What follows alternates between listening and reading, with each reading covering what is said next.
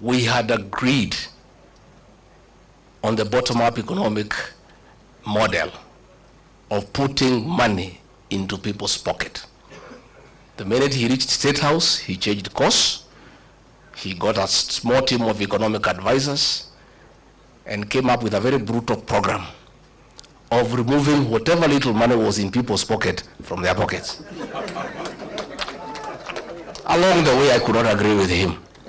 I couldn't agree with him because I'm a very principled person. And I told him, boss, we have lost focus. This is what we told the people of Kenya. We had assured the people of Kenya that we will never carry out evictions and demolitions that are inhuman. And when he made a decision to evict people from Nairobi River along the line, and the Nairobi River Commission was in my office and he asked me to lead that program, I told him I can't do it because it's against my principle. And he said, you must do it. When we had the Finance Bill 2024, I was a lone voice in cabinet telling him, listening to the people of Kenya, they will not accept this finance bill. And it will leave us with an egg on our face. He became intolerant. He became dictatorial.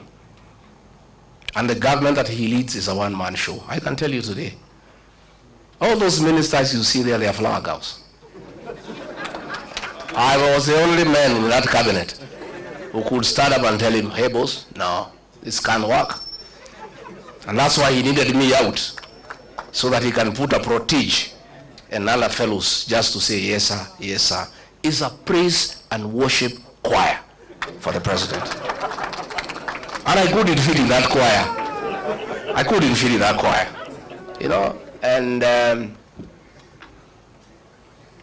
he is very bitter, extremely angry, very irritable, that for a whole 6 days he's just abusing me in Western Kenya. Gachagua is not a road in Webwe. He is not a hospital in Vihiga. He is not a water pan in Kakamega. He is not a slaughterhouse in Bungoma.